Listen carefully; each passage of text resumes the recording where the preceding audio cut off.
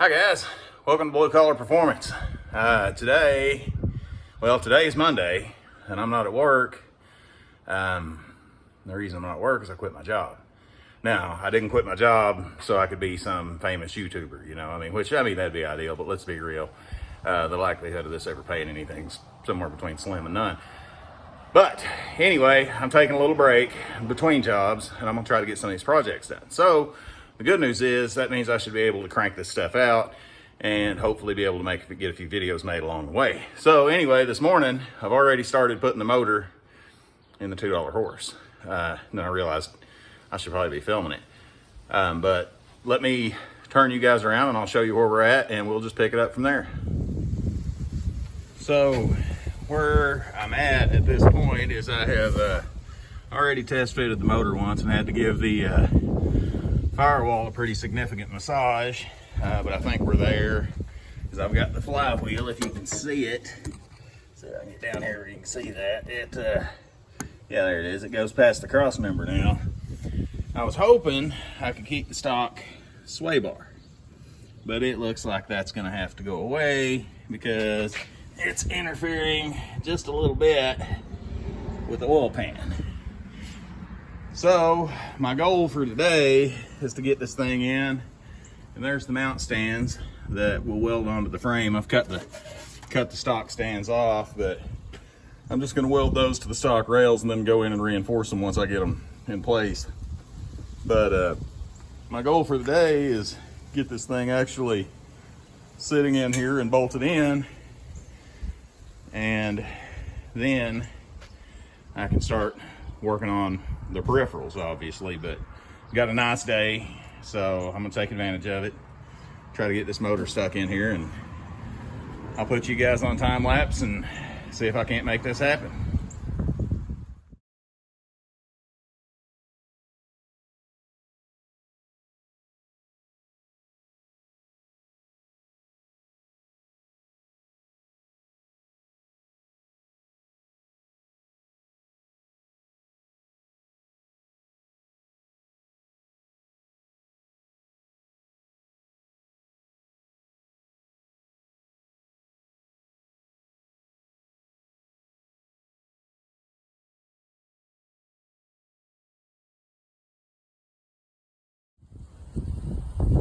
Well, as you can see, there's a lot of adjustment being required, but I think we're almost there. I'm kind of sitting at a pretty steep angle in the engine compartment, so I've pulled the carpet stuff up in the transmission tunnel, and I'm probably just gonna have to cut and paste to make it work.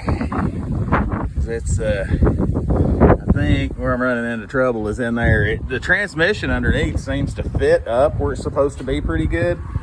So I'm gonna see if I can't find a jack and maybe see if I can level this thing out a little bit before I go to actually building motor mounts.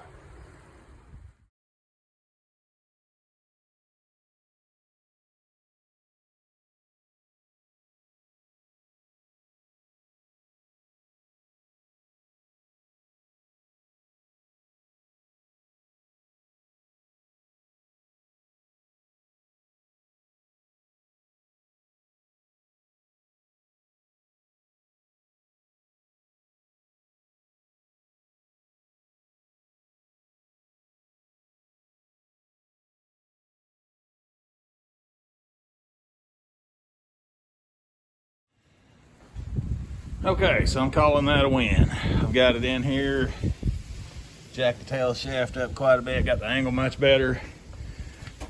Came in and ground the motor mount brackets. These little $40, $50, whatever they are, Amazon motor mounts have these little brackets that come with them.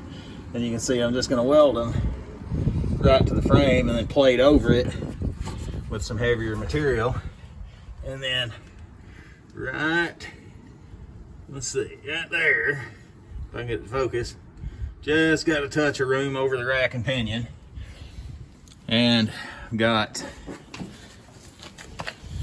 room for my manifolds, just about a finger width.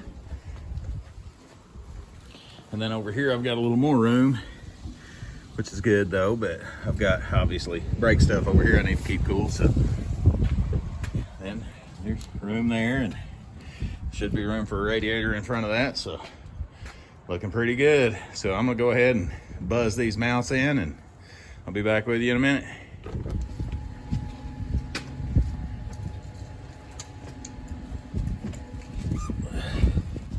Kind of windy out here, so I might blow all my gas away. I'm not the world's best welder anyway. But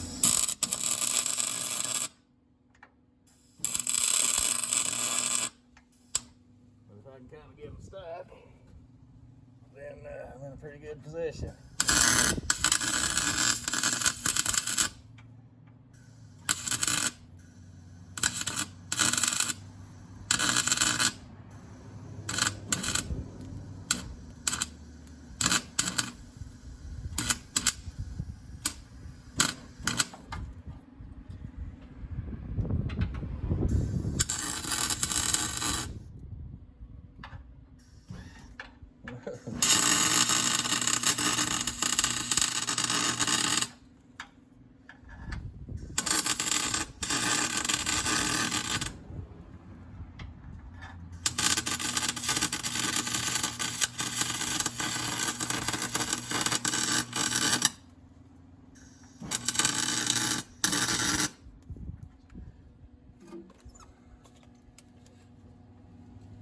Alright, I think that's at least somewhat attached, so awesome. I'm gonna turn this camera off and go ahead and see if I can't fit up the other side.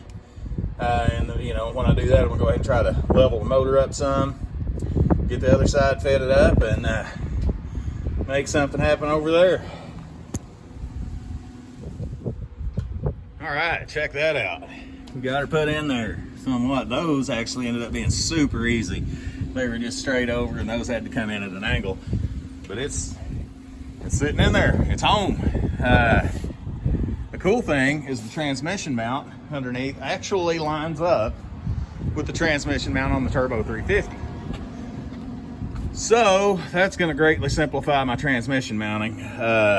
This all clears, and obviously we're going to be very tight in here for turbo piping, because I'm going to try to put the turbo over here and kind of capitalize on that big rust hole. But so I guess my next step is I'm going to go ahead and pop the lift plate off and put the valley plate and set an intake on it and see what I can get by with clearance wise. Okay, so I failed to time lapse getting this stuff put on here, but it doesn't really matter. The important thing here is the hood closes all the way, and we can get up in here and you can see we got about a 1/4 inch of room. It fits. This all fits under a stock Pinto hood. This is really, really good news. So anyway, that's great. I got by without having to chop the floor up. I did have to beat around on it a little bit. Obviously, I've got some rust repair that's going to have to happen. I didn't realize it was there till I pulled the carpet up, but no big deal. It's a project, and they have a tendency of growing. Another cool little thing is the cross member is lower than the oil pan. So that's great news. And yeah, so next video, I'm going to go ahead and start, I'm going to pull the motor back out and weld up and reinforce all the motor mounts. See if I can't figure out something for a transmission mount and actually have the engine in it for what I guess it won't be the last time, because I got to pull the oil pan out and weld a turbo drain and a dipstick on it. But the engine will be out for the next to the last time. You know, it'll have to come out one more time, but no big deal. Part of the game. But anyway, thank you guys for watching. I hope you enjoyed it, and I hope you're back next time.